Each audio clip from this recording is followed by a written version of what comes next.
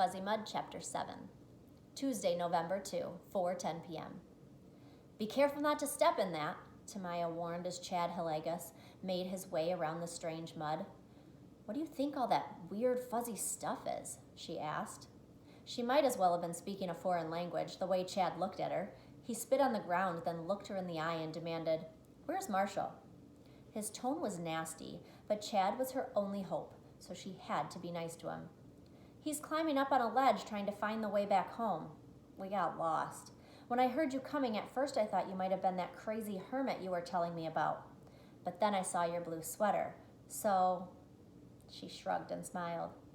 Chad spit on the ground again, then walked past her, heading after Marshall. He stopped as Marshall appeared from around the side of the hill.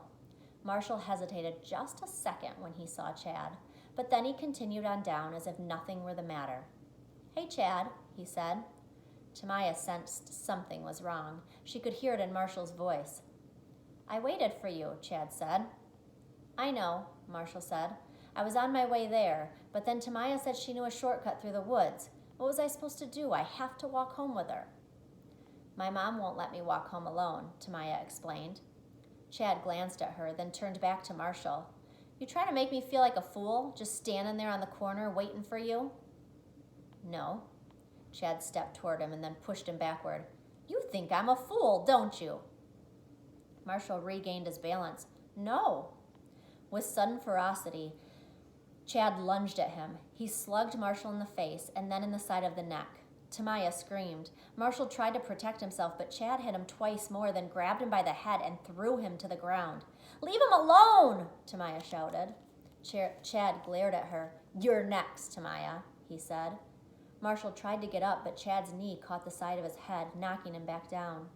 Tamaya didn't think, she just reacted. She reached into the fuzzy mud and grabbed a handful of thick and gooey muck.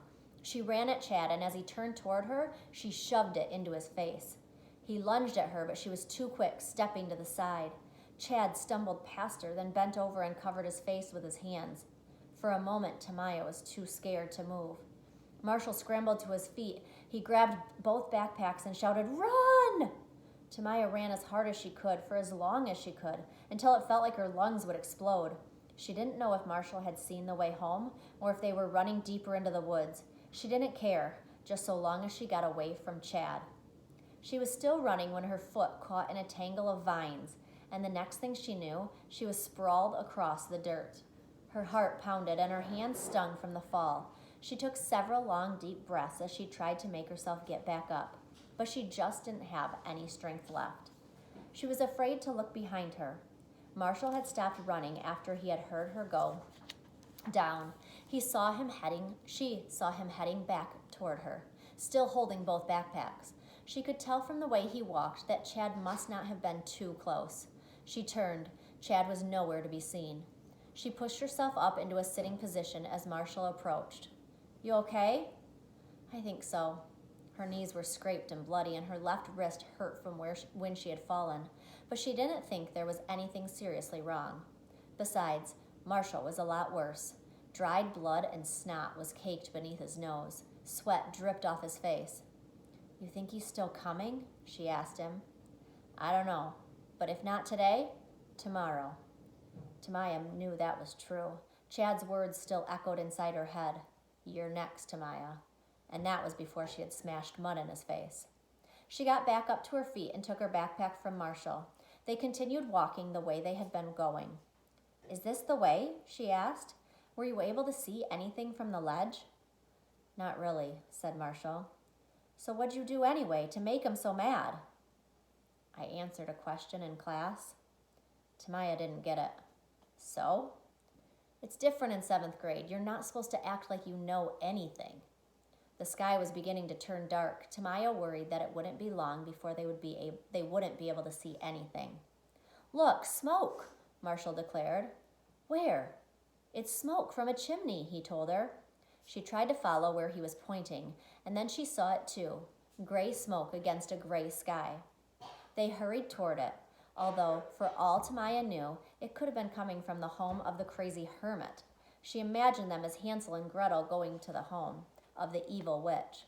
As they got closer to the source of the smoke, however, she saw that there wasn't just one isolated home, but a whole street of houses with parked cars and front lawns. Tamaya stepped over a short metal barrier onto a road. She felt like getting down on her hands and knees and kissing the asphalt, but Marshall might have thought that was too weird. She glanced back at a road sign that read Dead End. The streetlights came on as they were walking away from the woods. Tamaya suggested that they knock on somebody's door to see if they could get a ride home, but Marshall said they didn't need to. He knew the way. It wasn't too far. Tamaya's right hand began to tingle, and she rubbed it with the other. It didn't exactly hurt. Her skin just felt sort of fizzy, like a freshly opened can of soda. 2 times 1 equals 2. 2 times 2 equals 4.